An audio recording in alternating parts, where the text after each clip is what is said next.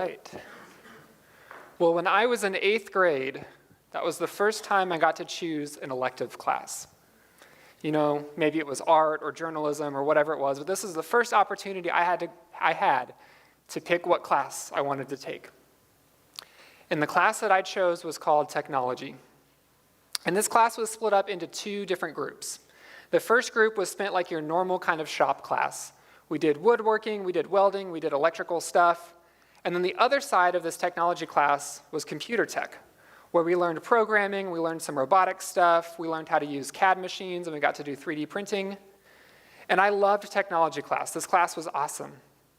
We made cutting boards and name tags. We got to 3D print little hats that we made. We had this robot that learned how to pick up trash in our classroom, and so we'd throw paper down and the robot would come and get it. I loved technology class. It was awesome.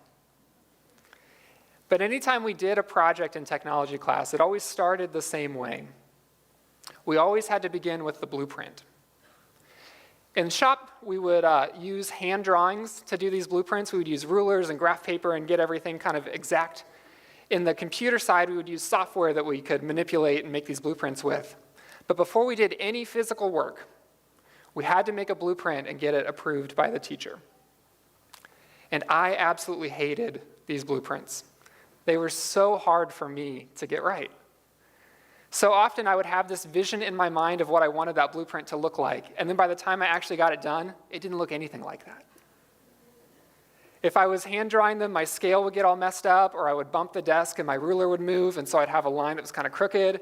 If I was using the 3D modeling, I would get confused on what side was top or bottom, and I'd have to move things around. I just could not get these blueprints to look right. And so what became my goal during technology class wasn't to do a good blueprint. It was just to get the blueprint done so I could start doing something else. And my teacher, over the semester, he started to notice this. He noticed that my finished projects weren't as good as maybe the idea at the beginning was. And so he challenged me to slow down on making this blueprint. He told me instead of seeing the blueprint as the thing that was getting in the way of the work, he told me to think of the blueprint as part of the work. And so I did, mostly because I wanted to keep getting good grades in his class, but I slowed down and I focused on getting these blueprints better and better and better. And it turned out my project started to look better too. And what I noticed was instead of having to make new adjustments or new calculations on the fly, instead of having to make a cut that I thought seemed right with the saws or printing something that I thought would be accurate, my blueprint was serving as a guide for me. I didn't have to do things on the fly anymore because my calculations had already been done in the pre-work. Over the semester, I really started to understand the power of a blueprint. It wasn't just another piece of the project. If used correctly, this blueprint really was the guide for me and contained all of that project pre-work I didn't want to do. These blueprints highlighted the power contained in a model, the power contained in something we look at to base something else off of. And this power of modeling is not contained or limited to just woodshop or welding or 3D printing. There's powers of modeling in all aspects of our life. We have role models, people that we look up to. We have GPS, that's like a model of the road and the model of the route that we're going to take. We even have Legos that model different cars or Star Wars things. We have models all over the place. And we need models in our life, especially in our spiritual life.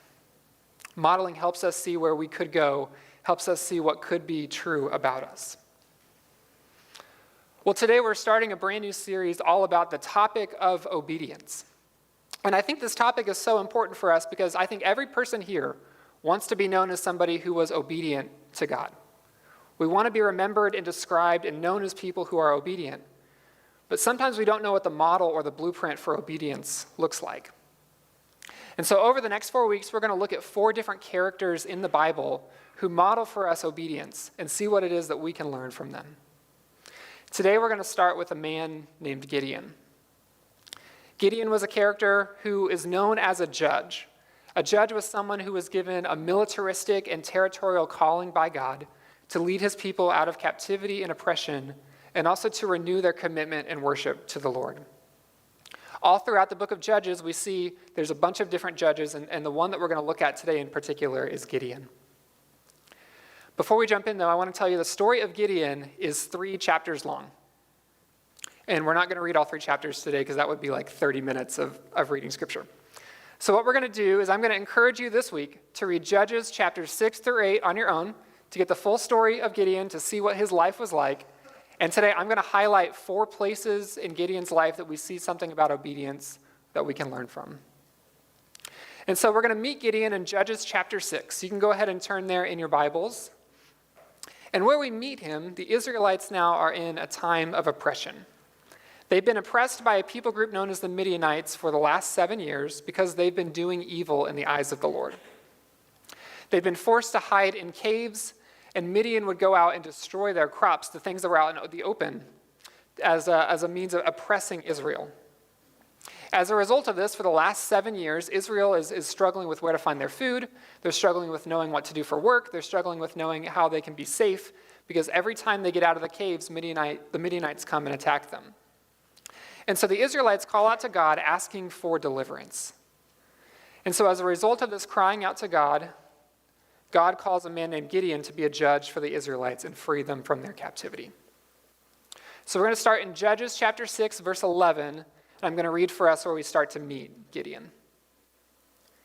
The angel of the Lord came and sat down under the oak in Ophrah that belonged to Joash the Abiezrite, where his son Gideon was threshing wheat in a winepress to keep it from the Midianites. When the angel of the Lord appeared to Gideon, he said, "The Lord is with you, mighty warrior." "Pardon me, my lord," Gideon replied, "but if the Lord is with us, why has all this happened to us? Where are all his wonders that our ancestors told us about when they said, 'Did not the Lord bring us up out of Egypt?' But now the Lord has abandoned us and given us into the hand of Midian." The Lord turned to him and said, "Go in the strength you have and save Israel out of Midian's hand. Am I not sending you?" "Pardon me, my lord," Gideon replied, "but how can I save Israel? My clan is the weakest in Manasseh, and I am the least in my family." The Lord answered, "I will be with you, and you will strike down all the Midianites, leaving none alive." So what I think Gideon's story is going to show us today is what I call a cycle of obedience, some practices that we can keep doing to stay in a place where we're obedient to God. And this is the first piece of that we see. The first piece that comes to being obedient is this encounter. Obedience starts because we encounter, interact with, or become aware of God. Notice in this interaction that we just read about, when the angel of the Lord comes into the scene, he gives Gideon an identity and a calling. The angel said to him, "The Lord is with you, mighty warrior," highlighting that Gideon is someone whom God has chosen to be with, and that he has a calling for him. He has a role for him. He wants Gideon to take on this task of being a mighty warrior. And this calling from God seems a little bit out of the ordinary based on what we know about Gideon's life. We get this picture that Gideon's not a strong, mighty leader. He's not this warrior. He's an agrarian worker. He's threshing wheat in a cave. He's hidden. This is the posture of somebody not who's going to be strong and lead, but of someone who's weak and afraid. You see, Gideon is threshing wheat with a winepress we read about because that would have allowed him to use a smaller tool that would have made less noise. It would have allowed him to be even more hidden than if he was using the wheat thresher, the tool that was designed for the task he's doing. This is not the move of someone who is to be called a mighty warrior, and yet God sees something in him, something he wants to call out of him, something he wants to use within Gideon to help the people of Israel. When we experience an encounter with God, I wonder if we find ourselves in a similar place. Encounter doesn't start with us. We don't force the encounter. We don't initiate an encounter with God. But what we do is we allow ourselves to be open to him, to be ready to hear from him. We allow ourselves to be able to hear the identity and the calling that he wants to speak over us. So that when he comes near, when he speaks to us, we're able to listen. And so when we think about this idea of encounter as the beginning of the obedience cycle, really encounter is the thing that we've been talking about the last couple weeks in our Ask to Listen series. We've been talking about what happens when God comes close to us, when we hear from God and when he speaks to us. So often, though, I think the cycle of obedience we want to happen is its encounter and then action. We want God to speak to us, and then we move straight into action. We want God to tell us what we're going to do, and then we walk outside and do it. But we see from the life of Gideon that there's something that comes before that. After the encounter, after Gideon has heard from God, after Gideon has received the identity and calling that God has for him, Gideon has to go now and deal with some of the stuff that's happening in his own life. So moving into chapter 6, verse 25 now, I want to read this next piece of Gideon's story for us. That same night, the Lord said to him, "Take the second bull from your father's herd, the one 7 years old. Tear down your father's altar to Baal and cut down the Asherah pole beside it. Then build a proper kind of altar to the Lord your God on the top of this height. Using the wood of the Asherah pole that you cut down, offer the second bull as a burnt offering." So Gideon took 10 of his servants and did as the Lord told him. But because he was afraid of his family and the townspeople, he did it at night rather than in the daytime. In the morning, when the people of the town got up, there was Baal's altar demolished, with the Asherah pole beside it cut down, and the second bull sacrificed on the newly built altar. And so here we see that the second piece of this cycle of obedience, and that is the clearing out. Gideon has had the encounter with God. And yet what's so interesting to me about this is Gideon's not even worshiping God fully at this point. Gideon has an encounter with God, and yet there's idols in his house. There's Asherah poles all around him. He's engaged in worship of maybe multiple gods. And so before he can even do the task that God has asked him to do of being a mighty warrior, he has to go through the work of spending time clearing out the sin and the idolatry in his own life. He has to prepare himself to be used by God. Before Gideon can do the acts of obedience God has for him, he has to clear out what's going on all around him. And so when we think about obedience, I think often we imagine it to be a future thing. I want to be a person who's ready for what God has for me up there. And yet I wonder in Gideon's story if we're seeing that obedience is also a present thing. In order for Gideon to be ready for what God had down the road for him, he had to clear out the things that were in the way today. Future obedience requires current obedience too. What does that look like in your life? Maybe you sense that God has called you to something. Maybe you've had that encounter. You've heard those moments where God has come close. He's told you who he is and who you are as a result of that. But you haven't known where to go from there. You haven't known what to do. You've just been stuck in the encounter. All of us need to go through at some point in our life the work of clearing out that sin and that idolatry that's still in us. Maybe that clearing out for you is a sin or a bad habit. Maybe it's a lie that you're believing. Maybe it's just an outlook or a belief that you're holding about who God is. But before we can obey the things that God wants us to obey, I wonder if we need to clear out some of the junk that's taking up space in our life. Well, one of the pieces I really love about this section is that we read that Gideon recruited 10 different people to help him cut down these idols, take out these Asherah poles. All the work that God asked Gideon to do was going to take a lot of time. It was going to take hours to cut everything down, to get these bulls ready for this meal, to make this offering to the Lord. Gideon couldn't do it alone. He had to recruit some people to help him out. And we can't do it alone either. If we're serious about obeying God, about clearing up some of that sin, idolatry, junk that's in our own life, it's going to take some outside help. Maybe it takes you opening up to your spouse. Maybe it takes you opening up to a close friend or a family member. Maybe it takes you opening up to your small group or finding a counselor or a spiritual director. Whatever it takes, we can't just clear up the things going wrong in our life by ourselves. We're going to have to open ourselves up to outside help. Gideon needed 10 people to do the work that God was asking him to do. We might need 5 or 10 or 400. Obedience, again, is as much a future thing as it is a today thing.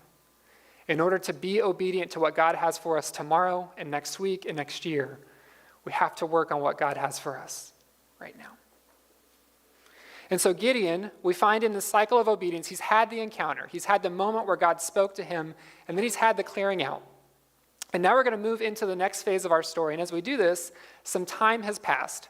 Gideon's cleared out the altars all around him. He's set up new places of worship to God. And he's also gone through the work of recruiting and getting an army ready for this battle. In fact, Gideon has recruited about 32,000 troops who are now waiting, ready, and prepared to take on Midian.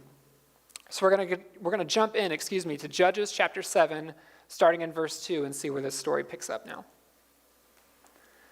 The Lord said to Gideon, "You have too many men. I cannot deliver Midian into their hands, or Israel would boast against me, 'My own strength has saved me.' Now announce to the army, anyone who trembles with fear may turn back and leave Mount Gilead." So 22,000 men left, while 10,000 remained. But the Lord said to Gideon, "There are still too many men. Take them down to the water, and I will thin them out for you there. If I say, 'This one shall go with you,' he shall go. But if I say, 'This one shall not go with you,' he shall not go." So Gideon took the men down to the water. There the Lord told him, "Separate those who lap the water with their tongues, as a dog laps from those who kneel down to drink." 300 of them drank from cupped hands, lapping like dogs. All the rest got down on their knees to drink. The Lord said to Gideon, "With the 300 men that lapped, I will save you and give the Midianites into your hands. Let all the others go home." So Gideon sent the rest of the Israelites home, but kept the 300 who took over the provisions and trumpets of the others. So we find that Gideon is now in this point where he is needing to trust. He's needing to act on the obedience that God has asked of him. He knows that God is calling him to be this mighty warrior and this leader, and so he's gone to the work of assembling an army to lead. And he's gotten the Israelites together. They're ready to fight. They're ready to go. They're excited. And then God steps in and throws a curveball. God says something to Gideon that wasn't expected. God begins telling Gideon that the army is too big, that the people will believe the victory they're about to experience didn't come from God. It came from the fact that they had 32,000 soldiers. And so Gideon must now act in obedience to what God said and willingly shrink the size of his army. To help illustrate this, the craziness of this point, I want you to imagine that there's a football team that's better than every other football team. For the sake of this illustration, we're going to choose to call them the Kansas City Chiefs. And not only are they better than every other team, we're going to also pretend in this imaginary scenario that the head coach figured out a way to win every game with only 4 players on the field. So we begin a new season. The Chiefs are playing whoever you want them to play. The other team's got 11 players on the field. The Chiefs are going to send out Patrick Mahomes and like 3 other random people. That would be crazy, right? Even if that would work, even if the Chiefs could win that way, you wouldn't do that. You would always play to the advantage you have, right? You would always send 11 players out just to make sure everything was even and okay. You would always play towards your advantage. And so just like that football team that's about to head out 4 versus 11, that's where Gideon finds himself now. Thousands upon thousands of Midianites versus his 300. Gideon finds himself now in a spot where this plan has got to work. He can't go back home. He cut down everybody's idols. Everybody's angry with him. He can't lose this battle. It's going to look like he's not somebody who really does hear God's voice. He's going to look like an idiot. And so from the outside, this looks like a crazy decision. This doesn't look like it's going to make any sense. And yet Gideon chooses to obey. He does what God asks him to. He willingly shrinks his own army. He's obedient the first time God says shrink it, and he's obedient the second time too. Gideon takes this army that was 32,000 people to 300 because God told him it would be that way. And so often when we talk about being obedient to God, these are the moments we think about, right? When we talk about obedience, it's these times when God asks you to do something that seems crazy, when God asks you to do something that seems out of the ordinary or hard. And these moments of obedience are so hard for us because they don't make sense. right? Imagine if God had said, you know what, 32,000 isn't enough, Gideon. I need you to go double that number. That would have been a really easy command to obey because he would have just played to the advantage. He would have just strengthened his own side. But God didn't do that. God asked Gideon to take a risk and to trust. It was risky for Gideon to obey this command. And sometimes obedience for us can be risky too. We see, as I was reading this, the question I keep thinking that Gideon was asking wasn't, is this a good idea? Wasn't, who should I send home? Wasn't, how should I decide this? I think the question that Gideon was asking was, can I trust God? Could he trust instruction that seemed contrary to what was wise? Could he trust that God was for him, even from the outside it didn't look like it?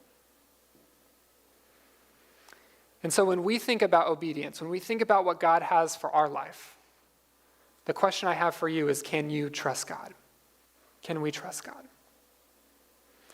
Are we skeptical of trust because it seems foolish or scary? Are we skeptical of trusting because it might seem hard or difficult, or there's a high probability it won't work out? Acts of obedience are so hard for us because they're not the things that we would naturally do. Yet Gideon had cultivated this time in this relationship with God, so much so that he was willing to put his faith and his trust in who God was and what God had called of him. Gideon had encountered God. He had known God. He had cleared out his life and let God begin to work in it. And he was then ready to do what God asks of him. And so moving into the next part of our story, then, we see what happens as they walk into battle. We see that the next piece of our cycle of obedience, starting in chapter 7, verse 19. Gideon and the 100 men with him reached the edge of the camp at the beginning of the middle watch, just after they had changed the guard. They blew their trumpets and broke the jars that were in their hands. The 3 companies blew the trumpets and smashed the jars. Grasping the torches in their left hands and holding it in their right hands, the trumpets they were to blow, they shouted, "A sword for the Lord and for Gideon." While each man held his position around the camp, all the Midianites ran, crying out as they fled. With the 300 trumpets sounded, the Lord caused the men throughout the camp to turn on each other with their swords. The army fled to Beth Shittah towards Zererah, as far as the border of Abel Meholah, near Tabbath. Israelites from Naphtali, Asher, and all Manasseh were called out, and they pursued the Midianites. Gideon sent messengers throughout the hill country of Ephraim, saying, "Come down against the Midianites and seize the waters of the Jordan, ahead of them as far as Beth Barah." So Gideon has obeyed the command. He's entered into the camp with his 300 people, and they don't have any weapons. They just have lamps, and they just have trumpets. And so what they do is they smash these lamps, they blow these trumpets, and it creates such a loud noise, such a huge kind of noise around them, that these men turn to panic, and God allows them to turn on one another and begin taking each other out. By being obedient, Gideon was able to demonstrate God's action. There was no way that these men could have won this battle in this way without the work of God. 300 versus thousands. The thousands had weapons, the 300 didn't, and yet God worked. And this is the 4th piece of our cycle of obedience that I see. Obedience has the opportunity to give God the glory. After we've trusted, after we've done what God has asked us to do, he has the opportunity to be glorified. His work can be seen and known and experienced by others. And really, I think this is one of the major keys of the cycle of obedience. Our willingness to trust and obey in God allows other people to step into the cycle of obedience as well. Imagine that the other Israelites were hearing about what God had just done with 300 people. This was a group of people who were riddled with idolatry, and they see God work on their behalf. Imagine if that renewed the commitment of some people again. It brought them back to worshiping God again. Think about the Midianites, who were hearing stories of their own people being attacked by 300 other people. I wonder if some people began to take more seriously who this God was and what he was doing. You see, when we obey, people have the opportunity to experience God's presence and God's action in their life because of how we're able to glorify God. Think about your own life. Who are the people that you've been hoping and praying and desiring for them to know Christ? How might your friends or your families or your coworkers be challenged to respond when your acts of obedience showcase God's glory? I think our obedience oftentimes can be our greatest testimony. And we don't have to have the right words to say. We don't have to know the 7 verses to walk someone through or the Romans road. Those things are great. But when we share our obedience with others, we just have to have a willingness and an ability to say, look at what God did. Look at what the Lord has done. He wants to do the same for you too. But when it comes to glory, there's a shadow side as well. And this leads us to how we're going to kind of wrap up our time. Glory for God can so easily be taken as glory for self. And that thing that became a cycle of obedience can so instantly become a cycle of disobedience. Look at what God did can become look at what I've done. Look at the way God moved in my life and in their life and in this person's life can suddenly become look at how smart I was, or look at the way that I thought through that, or look at how creative we were, look at what we did. And so suddenly that cycle of obedience that we're a part of becomes a cycle of disobedience. And for Gideon, unfortunately, this is how the story ends for him. We're going to jump into chapter 8 and see the ending of Gideon's story and see how this all fits together. We're going to be in chapter 8, verse 22. The Israelites said to Gideon, "Rule over us, you, your son, and your grandson, because you have saved us from the hand of Midian." But Gideon told them, "I will not rule over you, nor will my son rule over you. The Lord will rule over you." And he said, "I do have one request, that each of you give me an earring from your share of the plunder." It was the custom of the Ishmaelites to wear gold earrings. They answered, "We'll be glad to give them." So they spread out a garment, and each of them threw a ring from his plunder onto it. The weight of the gold rings he asked for came to 1,700 shekels, not counting the ornaments, the pendants, and the purple garments worn by the kings of Midian, or the chains that were on their camels' necks. Gideon made the gold into an ephod, which he placed in Ophrah, his town. All Israel prostituted themselves by worshiping it there, and it became a snare to Gideon and his family. Gideon was so close. He understood that he wasn't meant to be the ruler over these people, that was the Lord's job. But he still wanted just a little bit of the prize. He wanted an opportunity to hold on and to remember the significance and the spoil of this moment. He wanted a permanent reminder of his own importance and significance. And so what he does is he demands that everybody give him a little piece of the gold that they've taken, and he makes an idol. And so the story that began with Gideon encountering God and tearing down his family's idols ends with him creating new ones. The story repeats.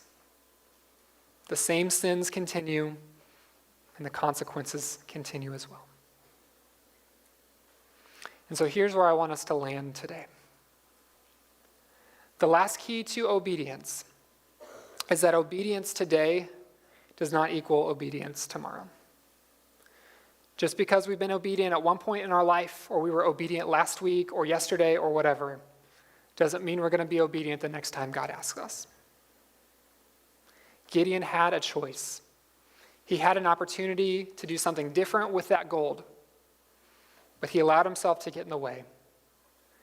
The glory that God was getting, Gideon wanted just a little piece of. And that was enough to change the trajectory of where they were going. And so as you think about and reflect about what obedience looks like in your own life, the challenge for us then, I think, is that obedience is regular practice. Just because we've been obedient at one point in our life doesn't mean that we will always be obedient. It takes regular, consistent practice. And I've been thinking about stories of people in our church this week, and so many of you are faithful examples of obedience. You've said yes to God's invitation in beautiful and amazing and awesome ways. You've said yes to leading that small group. You've said yes to leading that mission trip. You've said yes to mentoring that kid or serving at the food distribution or serving in tech. You've said yes to God's asking of you. And your stories remind us that extraordinary acts of obedience, the things that we celebrate, begin with the everyday choices to say yes. And so this week, as we think about obedience, as we think about what that looks like in our own life, I want to challenge you to take some time this week assessing where you're at in your obedience. Are you where you want to be?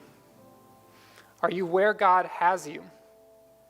Or do you sense that God has even more for you? Are you faithfully following the cycle of encounter, clearing, trusting, and glorifying? Or have you jumped off the cycle somewhere? Have you gotten stuck or lost? If you don't know this week where to start when it comes to obedience, maybe you don't even know what obedience would look like in your life, I would invite you to begin with encounter. Spend time in God's word, spend time journaling and praying, spend time listening and learning to hear his voice. God met Gideon in an encounter and called him to something different. God wants to do the same thing for you. And so we're going to close our time together today standing and singing a song of response.